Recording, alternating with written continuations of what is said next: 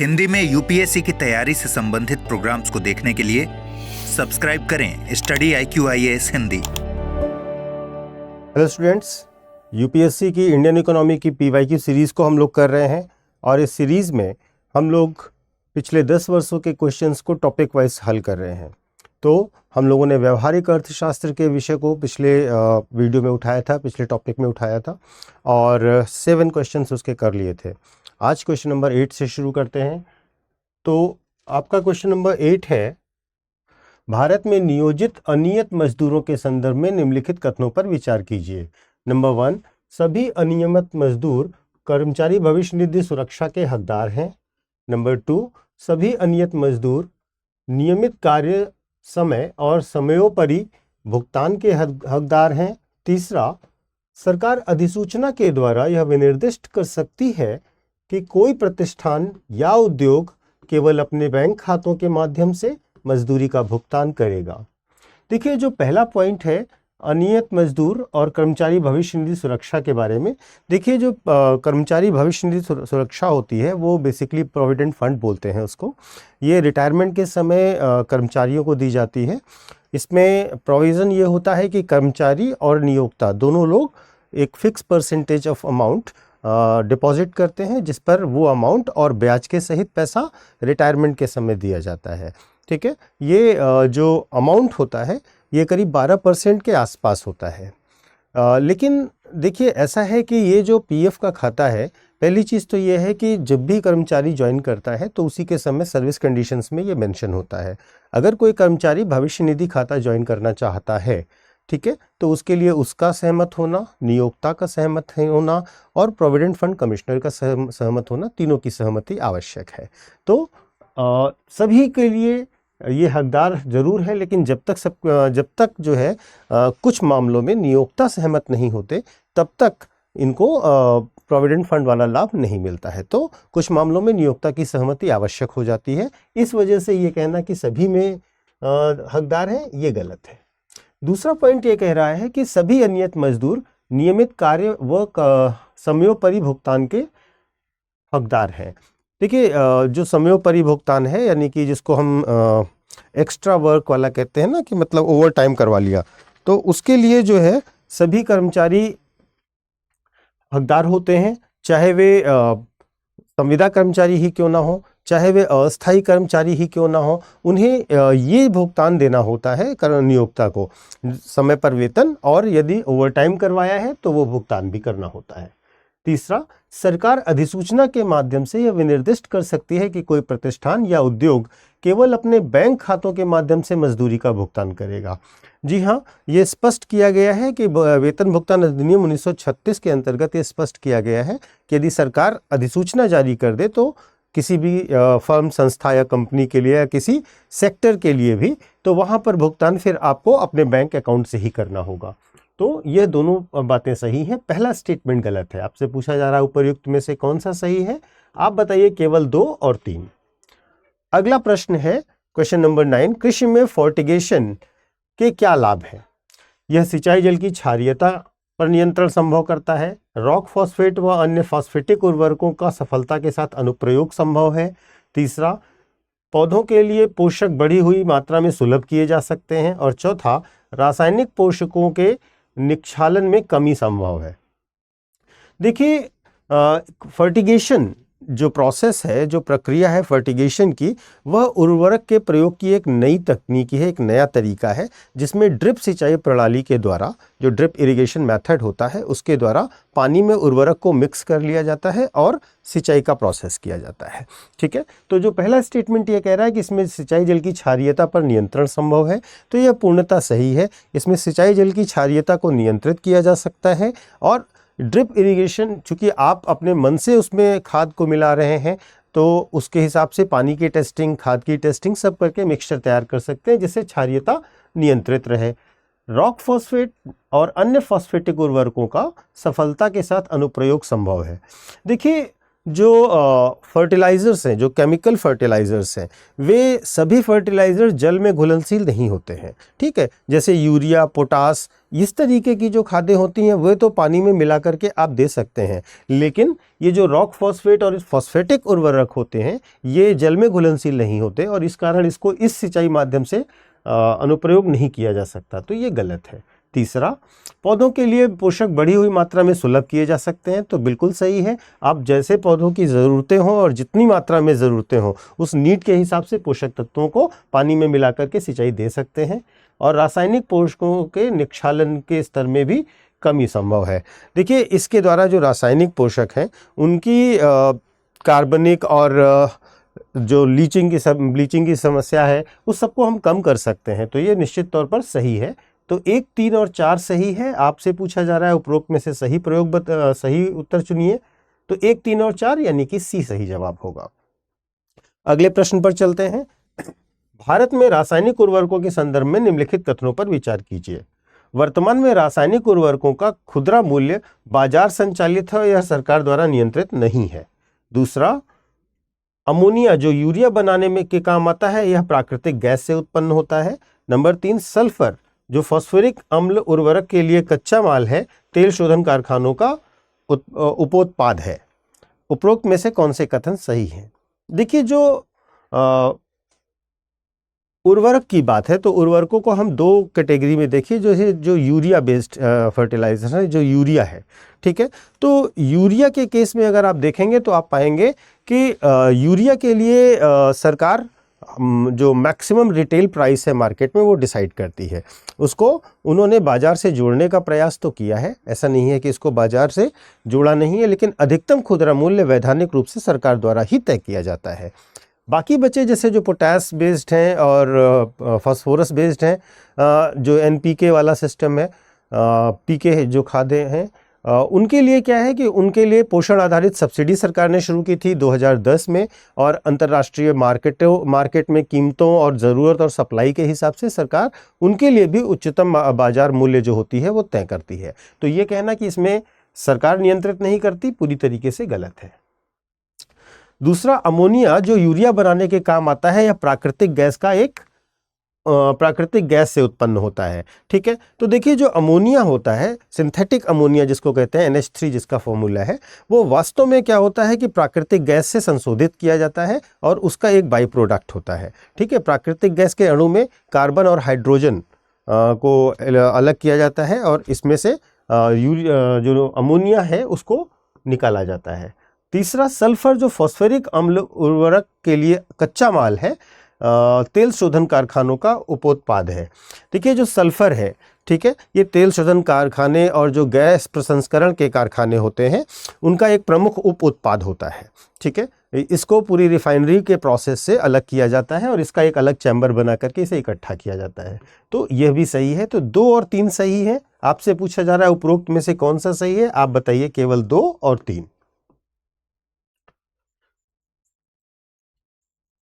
अगले प्रश्न पर चलते हैं और आपका अगला प्रश्न है क्वेश्चन नंबर 11, जो ये कह रहा है कि कृषि में शून्य जुताई जीरो टिलेज के क्या लाभ हैं। पहला, पिछली फसल के अवशेषों को जलाए बिना गेहूं की बुआई संभव है। दूसरा, चावल की नई पौध की नर्सरी बनाए बिना धान के बीजों को नम मृदा में सीधे रोपण संभव है। और तीसरा, मृदा में कार्बन पृथक्करण संभव है। देखिए, जो जुताई होती है वो बेसिकली एक खेती की प्रक्रिया का अहम हिस्सा होता है। फसल को बोने से पहले किसान खेत में जुताई का प्रोसेस करते हैं, जिससे वो ज़मीन की ऊपरी लेयर को हटाते हैं, फिर ज़मीन को समतल करते हैं, उसी लेयर्स को मिला करके वो मिट्टी फेंकते नहीं है, उसी मिट्टी को खोद करके फिर उसको समतल करते हैं। ये एक प्रक्रिया होती है। इससे माना जाता है कि जो ऊपरी सतह है उसमें खुदाई हो जाने से वायु का आदान प्रदान और बाकी सारी सुविधाएं हो जाती हैं। लेकिन ये जो प्रक्रिया है जिसमें हम शून्य टिलेज या ज़ीरो टिलेज के तरह से खेती करते हैं, इसमें हम क्या करते हैं कि जो फसल है, जो खेती हुई है, उसमें हम जो भी अवशेष थे उनकी ठूठ की मिट्टी हटा करके बाकी सारी फसलों को हम उसी पर वैसे ही बो देते हैं, उसमें हम फिर जुताई नहीं करते हैं। तो पिछली फसल के अवशेषों को जलाए बिना हम गेहूं की बुआई कर लेते हैं। धान की नर्सरी भी नहीं लगानी पड़ती है, जो जमीन में जब नमी हो जाए, जब नमी कर दी जाए तो उसके बाद उसमें सीधे बीजारोपण कर दिया जाता है। यह इसका दूसरा बड़ा फायदा है। तीसरा, ये मृदा में कार्बन पृथक्करण को संभव बनाता है, तो यह स्टेटमेंट भी सही है। देखिए, मिट्टी में कार्बन सिक्वेजेशन बढ़ाने के लिए यह साधन के रूप में इस्तेमाल किया जाता है, क्योंकि कृषि पारिस्थितिकी तंत्र के क्षेत्र में जो शून्य जुताई है वो व्यापक रूप से इसी कारण से अपनाई जाती है कि वो कार्बन पृथक्करण को संभव बनाता है। तो 1, 2, 3 तीनों सही है। आपसे पूछा जा रहा है कि सही उत्तर बताइए, तो 1, 2, 3 डी में है, आप इसमें डी लगा दीजिए। अगले प्रश्न पर चलते हैं और अगला प्रश्न है क्वेश्चन नंबर 12। क्वेश्चन नंबर 12 आपसे कह रहा है, निम्नलिखित में से कौन सा कथन कार्बन के सामाजिक मूल्य पद का सर्वोत्तम रूप से वर्णन करता है? ठीक है, देखिए, कार्बन का सामाजिक मूल्य जो है वो डॉलर में आर्थिक नुकसान जो कार्बन के कारण हो रहा है उसका एक अनुमान होता है। ठीक है, एक अनुमान होता है जो वातावरण में एक अतिरिक्त टन कार्बन डाइऑक्साइड के उत्सर्जन के कारण जो नुकसान हो रहा है, एक अतिरिक्त टन, एक additional ton carbon dioxide CO2 का उत्सर्जन हुआ तो कितना नुकसान होगा, उसका डॉलर में वैल्यूएशन जब किया जाता है तो इसको हम कहते हैं कि ये कार्बन की सामाजिक मूल्य है। ठीक है, तो अब देखते हैं ऑप्शन। पहला ऑप्शन कह रहा है आर्थिक मूल्य के रूप में यह निम्नलिखित में से किसका माप है? प्रदत्त वर्ष में 1 टन CO2 के उत्सर्जन से होने वाली दीर्घकालीन क्षति, यह सही है। दूसरा, किसी देश में जीवाश्म ईंधनों की आवश्यकता जिन्हें जलाकर नागरिक अपने वस्तुएं और सेवाएं प्रदान करता है, यह गलत है। किसी जलवायु शरणार्थी द्वारा किसी नए स्थान में के प्रति अनुकूलित होने हेतु किए गए प्रयास पृथ्वी ग्रह पर किसी व्यक्ति विशेष के द्वारा अंशदत्त कार्बन पद चिन्ह, यह भी गलत है। तो वास्तव में जो 1 टन CO2 का उत्सर्जन हुआ एक वर्ष में, इस पूरे का जो वैल्यूएशन हुआ, एक एडिशनल CO2 का 1 टन एडिशनल CO2 का जो उत्सर्जन हुआ उसको जब हम डॉलर में नापेंगे तो इसको हम कार्बन का सामाजिक मूल्य कहेंगे। अगला प्रश्न है, भारत में गन्ने की खेती की वर्तमान प्रवृत्तियों के संदर्भ में निम्नलिखित कथनों पर विचार कीजिए। नंबर 1, जब बड चिप सेटलिंग को नर्सरी में उगाकर मुख्य कृषि भूमि में प्रतिरूपित किया जाता है तो बीज सामग्री की बड़ी बचत होती है। नंबर 2, जब सेट्स को सीधे रोपण किया जाता है तब एक कलिका सेट्स का अंकुरण प्रतिशत कई कलिका सेट्स की तुलना में बेहतर होता है। खराब मौसम की दशा में यदि सेट्स को सीधे रोपण होता है तो एक कलिका सेट्स का जीवित बचना बड़े सेट्स की तुलना में बेहतर होता है। और पॉइंट नंबर 4 है, गन्ने की खेती उनके संवर्धन से तैयार की गई सेटलिंग से की जा सकती है। ठीक है, देखिए, जो भारत में गन्ने की खेती है उसके बारे में अगर आप देखें तो पारंपरिक रूप से गन्ना जो है एक भारी बीज के रखरखाव, ट्रांसपोर्टेशन और संरक्षण की कॉस्ट लेता है। ठीक है, देखिए, गन्ना जो है वो वानस्पतिक रूप से अगर देखा जाए तो प्रसारित फसल है। ठीक है, और ये 1, 2 या 3 कलियों की बेल को इसके बीज के रूप में इस्तेमाल किया जाता है। सामान्यतः इनको स्टोर करना, ट्रांसपोर्ट करना काफ़ी मुश्किल होता है। ठीक है, ये मानिए कि अगर आपको 4 से 6 टन बीज चाहिए प्रति हेक्टेयर के लिए तो इतना भारी सामान रखना, उसको स्टोर करना, प्रोसेस करना, ट्रांसपोर्ट करना बहुत मुश्किल होता है। तो नई तकनीकियों में क्या किया गया कि इसकी 2 से 3 कलियों को 1, 2 और 3 कलियों को बेसिकली संवर्धित करके उसी को बीज की तरह इस्तेमाल किया जाने लगा। ठीक है, तो पहला पॉइंट जो ये कह रहा है कि बड चिप सेटलिंग जो है को नर्सरी में उगाकर मुख्य भूमि में प्रतिरूपित किया जाता है तब बीज सामग्री की बड़ी बचत होती है। ये जो 2-3 कलियों का सिस्टम है इसी को हम बड चिप सेटलिंग कहते हैं। तो यह स्टेटमेंट बिल्कुल सही है कि अगर हम बड चिप सेटलिंग करते हैं नर्सरी में तो क्या होता है कि हमें छोटे साइज में ही गन्ने की पौध मिल जाती है और उसको हम इम्प्लांट कर सकते हैं अपने खेत में। तो इससे बीज सामग्री की काफ़ी बचत हो जाती है। दूसरा, जब सेट्स को सीधे रोपण किया जाता है तब एक कलिका सेट्स का अंकुरण प्रतिशत कई कलिका सेट्स की तुलना में बेहतर होता है। देखिए, जब सेट्स को सीधे रोपित किया जाता है तो उसमें देखा गया है, अब तक ये पाया गया है कि जो 2 कलिका वाले सेट्स होते हैं उनमें उपज की जो दर है वो 65 से 70% तक होती है और वो सबसे बेहतर माने जाते हैं। तो ये कहना कि एक कलिका सिंगल बॉर्डेड वाला जो होगा वो बेहतर होगा, ये गलत हो जाएगा। अगर ये डबल वाला होता तो सही हो जाता। तीसरा, खराब मौसम की दशा में यदि सेट्स का सीधे रोपण होता है तब कलिका सेट्स का जीवित बचना बड़े सेट्स की तुलना में बेहतर होता है। नहीं, ऐसा नहीं है। एक कलिका सेट्स के बजाय 2 कलिका सेट्स अगर होता है तो इसका बचना काफ़ी ज़्यादा संभावित होता है। एक कलिका सेट्स नॉर्मली खराब हो जाते हैं। खराब मौसम में जो बड़े कलिका सेट्स होंगे उनके बचने की संभावना हमेशा ज़्यादा होगी।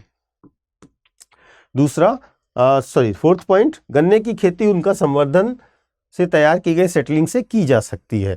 तो यह स्टेटमेंट बिल्कुल सही है कि उनकी द्वारा सेटलिंग जो की जाती है उस सेटलिंग के द्वारा हम गन्ने की खेती कर सकते हैं। तो 1 और 4 सही है, 2 और 3 गलत हैं। आपसे पूछा जा रहा है कौन से सही है, तो आप बताइए इसमें 1 और 4। अगले प्रश्न पर चलते हैं। क्वेश्चन नंबर 14 है।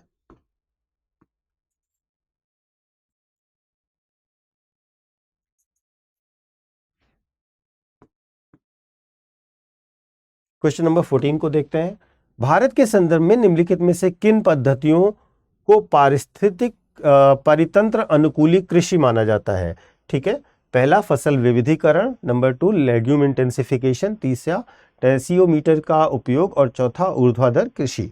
ठीक है, तो देखिए जो परितंत्र अनुकूली कृषि है, जो परितंत्र अनुकूली खेती होती है, उसमें कौन कौन सी पद्धतियों को हम स्वीकार कर सकते हैं, एक्सेप्ट करते हैं, ये प्रश्न आपसे पूछा जा रहा है। तो फसल विविधीकरण जो पहला ऑप्शन है, तो फसल विविधीकरण का तात्पर्य है पूरक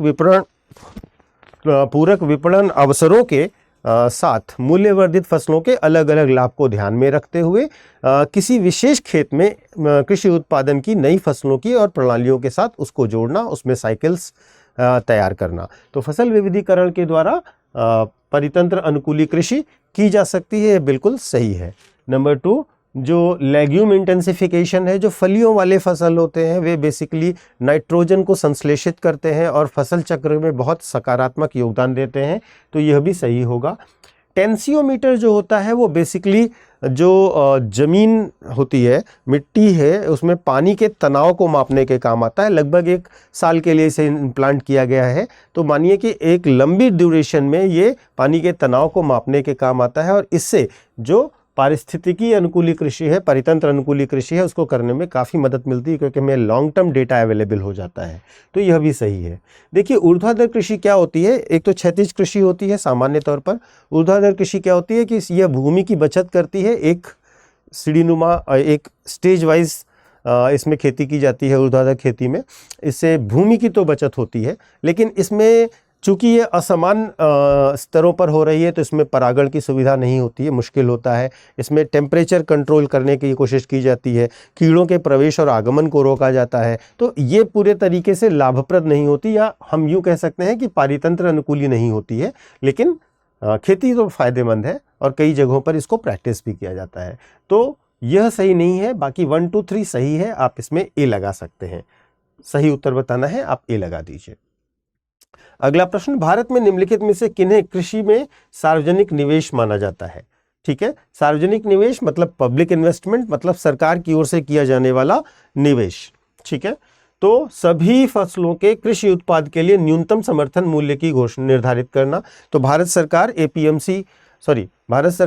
जो MRP की घोषणा, मिनिमम सपोर्ट प्राइस की घोषणा करती है, वो निश्चित तौर पर भारत सरकार की ओर से की गई कृषि को सहायता है। एक तरीके से ये इंश्योरेंस प्राइस है, जहां पर सरकार ये दावा करती है और वादा करती है कि अगर आपको इससे कम दाम मिल रहे हैं तो हम आपका सामान खरीद लेंगे, आपका कृषि उपज खरीद लेंगे। तो ये सरकार की तरफ से सार्वजनिक निवेश का ही एक अंग है।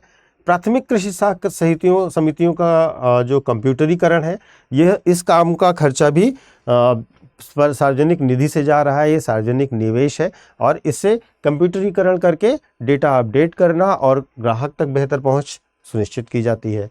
सामाजिक पूंजी विकास कैपिटल, जो सोशल कैपिटल डेवलपमेंट है, इसको भी हम मानते हैं कि ये कहीं ना कहीं पूरे तरीके से सार्वजनिक निवेश है जो सरकार द्वारा किया जाता है। कृषकों को निःशुल्क बिजली की आपूर्ति, यह सब्सिडी भी सरकार दे रही है और सरकार जो है इसका पेमेंट टैक्स पेयर के अमाउंट से ही कर रही है, ये भी सार्वजनिक निवेश है। बैंकिंग प्रणाली द्वारा कृषि ऋण की माफ़ी, जो बैंक किसानों का ऋण माफ़ करते हैं, वो ऋण का पैसा वे सरकार से लेते हैं, सरकार को वो पेमेंट करना पड़ता है। ऐसा नहीं कि वो राइट ऑफ हो जाता है बैंक अकाउंट से, तो वो किसानों से नहीं वसूला जाता। तो ये भी सार्वजनिक निवेश ही है। सरकारों द्वारा शीतागार सुविधाओं को स्थापित करना, जो कोल्ड स्टोरेज सरकार बना रही है वो भी खेती की मदद के लिए बना रही है और वह भी निश्चित तौर पर सार्वजनिक निवेश का ही हिस्सा है। तो इसमें तो सारे सही हैं। आपसे पूछा जा रहा है कौन सा सही है, तो 1 2 3 4 5 6 डी लगा दीजिए। सभी के सभी सही हैं, इसमें सभी सार्वजनिक निवेश के ही अंग हैं। अगले प्रश्न पर चलते हैं, क्वेश्चन नंबर 16। 1991 के आर्थिक उदारीकरण के बाद भारतीय अर्थव्यवस्था के संदर्भ में निम्नलिखित कथनों पर विचार कीजिए। नंबर 1, शहरी क्षेत्रों में श्रमिक की उत्पादकता में वृद्धि हुई है जबकि ग्रामीण क्षेत्रों में इसमें कमी आई है। नंबर 2, कार्यबल में ग्रामीण क्षेत्रों की हिस्सेदारी प्रतिशत में सतत वृद्धि हुई है। नंबर 3, ग्रामीण क्षेत्रों में गैर कृषि अर्थव्यवस्था में वृद्धि हुई है। नंबर 4, ग्रामीण रोजगार में की वृद्धि दर में कमी आई है। आपको बताना है कि कौन से सही हैं। जो 1991 में हमने लिबरलाइजेशन किया, एलपीजी की पॉलिसी अपनाई, उसके रिजल्ट्स के तौर पर आपसे पहला पॉइंट जो पूछा गया है कि शहरी क्षेत्रों में श्रमिक की उत्पादकता में वृद्धि हुई जबकि ग्रामीण क्षेत्रों में कमी आई। 2004-05 की कीमतों पर अगर हम देखें तो आंकड़ों में हम पाएंगे कि शहरी क्षेत्र के श्रमिकों की उत्पादकता बढ़ी है और साथ ही साथ ग्रामीण क्षेत्रों की जो कृषि श्रमिक की उत्पादकता है उसमें भी वृद्धि हुई है, उसमें कमी नहीं आई है। तो पहला स्टेटमेंट आपका गलत है। दूसरा, कार्यबल में ग्रामीण क्षेत्रों के प्रतिशत हिस्सेदारी में सतत वृद्धि हुई है। अब देखिए यह स्टेटमेंट जो है वो सही नहीं है, ठीक है। पिछले कुछ वर्षों में अगर आप देखेंगे तो पलायन गांव से शहर की ओर बहुत हुआ है ना, और इससे क्या हुआ है कि कार्यबल में जो ग्रामीण कार्यबल में हिस्सेदारी थी उसमें लगातार गिरावट देखी गई है। तो यह स्टेटमेंट गलत है। तीसरा, ग्रामीण क्षेत्रों में कृषि अर्थव्यवस्था में वृद्धि हुई है, बिल्कुल गैर कृषि अर्थव्यवस्था में वृद्धि हुई है। तो अगर आप देखेंगे पिछले समय के आंकड़े सुधार की अवधि के बाद देखेंगे, स्पेशली 93-94 से लेकर 2004-05 तक का दशक अगर आप देखते हैं तो आप पाएंगे कृषि में विकास दर जो थी वो घट गई है, वो 1.87% के आसपास हो गई है, जबकि गैर कृषि अर्थव्यवस्था की विकास दर ग्रामीण क्षेत्र में 7.93% हो गई है। तो गैर कृषि अर्थव्यवस्था में ग्रामीण क्षेत्रों में तो वृद्धि हुई है। अगला, ग्रामीण रोजगार की वृद्धि दर में कमी आई है, ठीक है। तो यह भी सही है। ग्रामीण रोजगार और आउटपुट के ने विभिन्न विकास प्रतिरूप का पालन किया है। ग्रामीण रोजगार में पूर्व सुधार अवधि के दौरान जो वृद्धि दर थी उसमें कहीं आप गिरावट देखते हैं, तो यह बिल्कुल सही है। 3 और 4 दोनों सही हैं, लेकिन 1 और 2 गलत है। तो आपसे पूछा जा रहा है कौन से सही है, आप इसमें बी लगा दीजिए। अगला प्रश्न है क्वेश्चन नंबर 17। क्वेश्चन नंबर 17 आपसे कह रहा है कि औद्योगिक रोजगार स्थायी आदेश केंद्रीय संशोधन नियम 2018 के अनुसार यदि नियत अवधि रोजगार के लिए नियमों को कार्यान्वित किया जाता है तो फर्म कंपनियों के लिए कामगारों की छंटनी करना अपेक्षाकृत आसान हो जाता है। नंबर 2, अस्थायी कर्मचारियों के मामलों में रोजगार समाप्त करने के लिए कोई नोटिस देना आवश्यक नहीं होगा। उपरोक्त में से कौन से कथन सही हैं? ठीक है, देखिए जो औद्योगिक रोजगार स्थायी आदेश केंद्रीय संशोधन नियम 2018 जारी किया गया, अधिसूचित किया गया भारत सरकार के द्वारा, इसमें क्या है कि ये निर्धारित किया गया कि 2018 में 16 मार्च को ये आधिकारिक नोटिस राजपत्र में जारी हुआ था और इसमें कहा गया कि जो सरकार ने औद्योगिक रोजगार स्थायी कर्मचारी नियमों में संशोधन किया और कहा कि यदि नियत अवधि के रोजगारों के लिए नियमों में कार्यान्वित किया जाता है तो फर्म और कंपनियों के लिए कर्मचारियों को रखना भी आसान होगा और कर्मचारियों की छंटनी करना भी आसान हो जाएगा। ठीक है, तो इस प्रकार यह बिल्कुल सही है स्टेटमेंट। दूसरा स्टेटमेंट ये कह रहा है अस्थायी कामगारों के मामले में रोजगार समाप्त करने के लिए कोई नोटिस देना आवश्यक नहीं होगा। देखिए इस संशोधन के द्वारा ये स्पष्ट किया गया था कि जो अस्थायी कर्मचारी हैं, जो मासिक या साप्ताहिक रूप से काम करने के लिए आ रहे हैं, ठीक है, उनको अगर निकालना है तो आप उनके लिए नोटिस जारी करने की आपको आवश्यकता नहीं है, वो बिना नोटिस दिए भी आप उनको हटा सकते हैं। तो 2 और 3 दोनों सही हैं।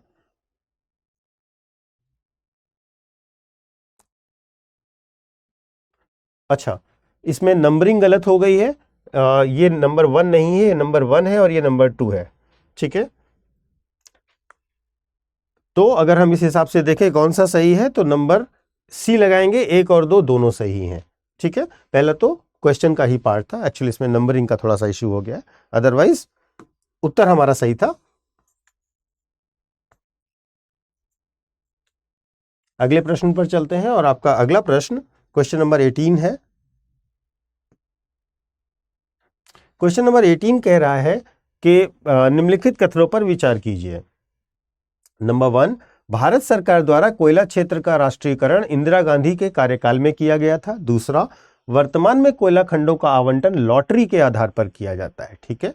नंबर 3, भारत हाल के समय में घरेलू आपूर्ति की कमी को पूरा करने के लिए कोयले का आयात करता था, किंतु अब भारत कोयला उत्पादन में आत्मनिर्भर है।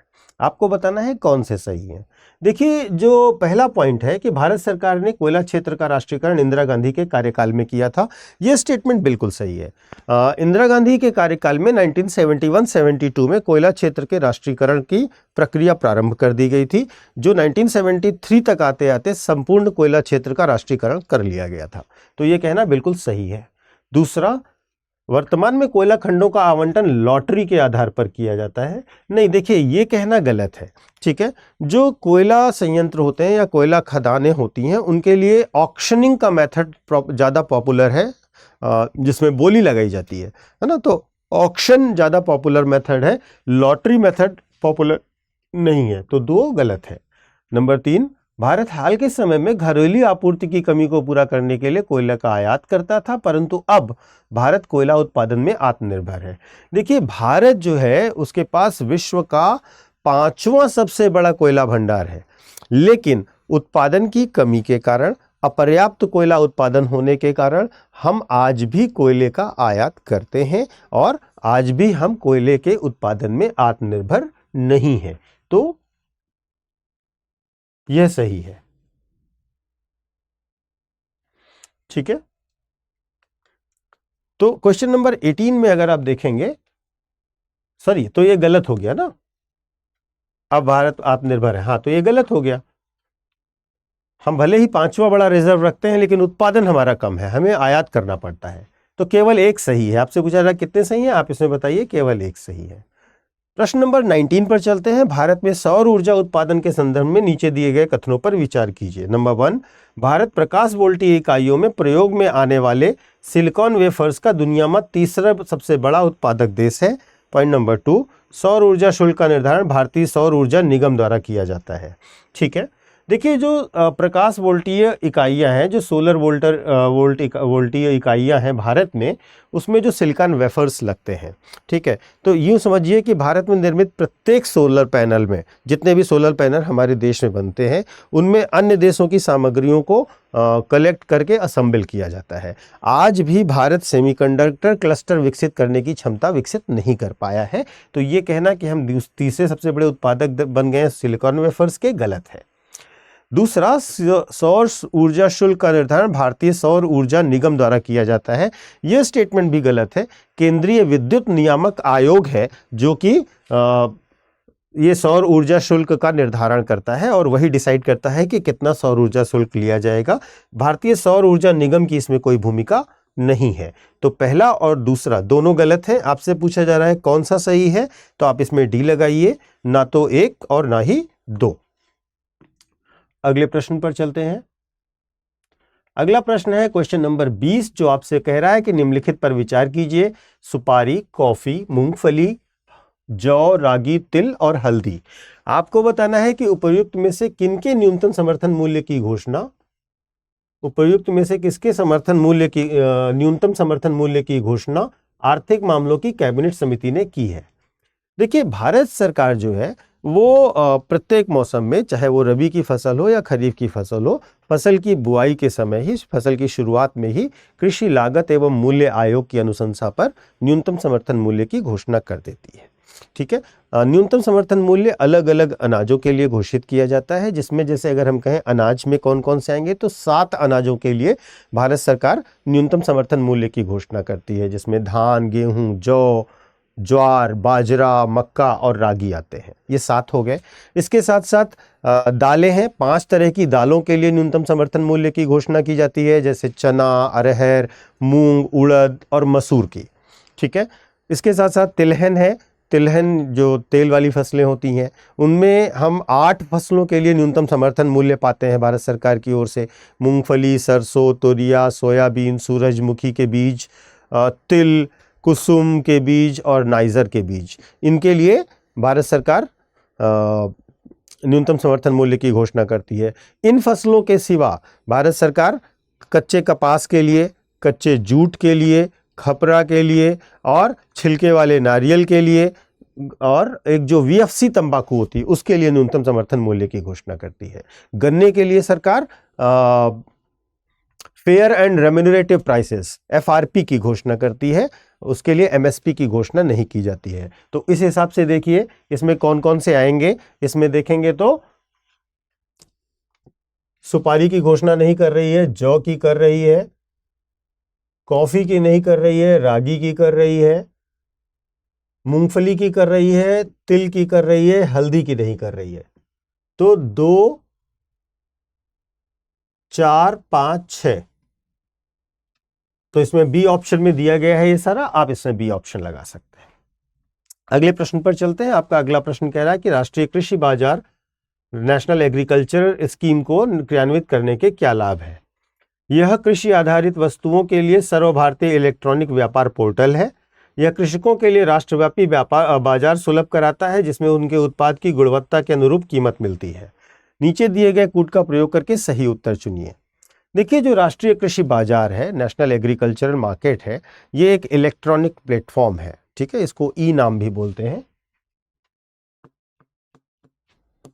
ई नाम भी बोलते हैं। ठीक है, नेशनल एग्रीकल्चरल मार्केट ये एक इलेक्ट्रॉनिक ट्रेडिंग पोर्टल है भारत सरकार का। इसमें मौजूदा कृषि बाजार समितियों, मंडियों की कृषिगत वस्तुओं को एक एकीकृत बाजार उपलब्ध कराने के उद्देश्य से इसे शुरू किया गया है।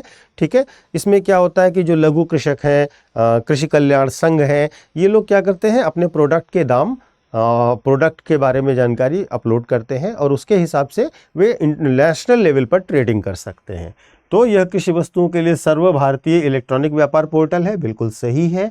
दूसरा, यह कृषकों के लिए राष्ट्रव्यापी व्यापार बाजार सुलभ कराता है जिससे उनके उत्पाद गुणवत्ता के अनुसार कीमत मिलती है। तो अगर पूरे नेशन वाइड उनके पास है तो एक वाइड रीच मार्केट का मिल गया, वहाँ पर उनके पास जितना अच्छा प्रोडक्ट है उतने अच्छे उसके दाम मिल जाते हैं। तो यह स्टेटमेंट भी बिल्कुल सही है। तो दोनों सही हैं। इसमें आपसे पूछा जा रहा है सही उत्तर लगाइए, तो आप इसमें सी लगा दीजिए। अगले प्रश्न पर चलते हैं।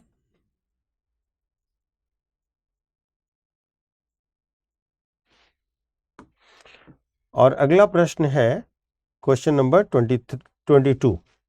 क्वेश्चन नंबर 22 आपसे कह रहा है स्टैंड अप इंडिया स्कीम के संदर्भ में निम्नलिखित कथनों में से कौन सा या कौन से सही हैं। पहला, इसका प्रयोजन SC, ST और महिला उद्यमियों में उद्यमिता को प्रोत्साहित करना है। नंबर 2, यह सिडबी के माध्यम से पुनर्वित्त का प्रावधान करता है। देखिए, भारत सरकार की 2 बड़ी महत्वाकांक्षी योजनाएं बहुत पॉपुलर भी हुई जिनके नाम स्टार्टअप इंडिया और stand up India. Stand up India योजना वो है जो ग्रीनफील्ड उद्यम स्थापित करने के लिए मदद करती है। कम से कम एक अनुसूचित जाति या जनजाति वाले या एक महिला उधारकर्ता को 10 लाख से लेकर 1 करोड़ तक की फंडिंग का प्रावधान करती है। इसमें ध्यान रखिएगा कि अगर मान लीजिए कोई संस्थागत है, तो व्यक्तिगत मामला हो गया, कोई संस्थागत मामला है तो अगर उसमें 51% स्टेक है SC, ST या वुमेन का तो उसको प्रेफरेंस मिलेगी। तो निश्चित तौर पर इसका प्रयोजन SC, ST और महिला उद्यमियों में उद्यमिता का प्रोत्साहित करना है, बिल्कुल सही है। दूसरा, यह सिडबी के माध्यम से पुनर्वित्त का प्रावधान करता है। ठीक है, तो देखिए जो सिडबी है वो इसकी रीफाइनेंसिंग एजेंसी है। ठीक है, इसमें सिडबी जो है स्टैंड अप इंडिया के तहत विस्तारित सहायता के लिए बैंकों के लिए विशेष पुनर्वित्त योजना चलाती है। बैंक जो उद्यमियों को फाइनेंस करते हैं उसका रीफाइनेंस करती है सिडबी। ठीक है, तो ये बिल्कुल सही है। तो दोनों बातें सही हैं। 22 में आपसे पूछा जा रहा है सही उत्तर लगाइए, तो आप सी लगाएंगे। अगला प्रश्न, हाल ही में भारत में प्रथम राष्ट्रीय निवेश विनिर्माण क्षेत्र NIMZ का गठन किए जाने का कहां प्रस्ताव किया गया है। ठीक है, देखिए भारत में जो NIMZ है इसके लिए पहला जो क्षेत्र है वो आंध्र प्रदेश में स्थापित करने का प्रस्ताव था। ये वास्तव में राष्ट्रीय विनिर्माण नीति 2011 के अंतर्गत एक महत्वपूर्ण उपकरण है और इसके अंतर्गत यह परिकल्पना की गई है कि हम world class manufacturing ecosystem provide करेंगे वहाँ पर प्रोडक्शन के लिए। तो इसका सही उत्तर आंध्र प्रदेश है। आंध्र प्रदेश में यह प्रस्तावित है।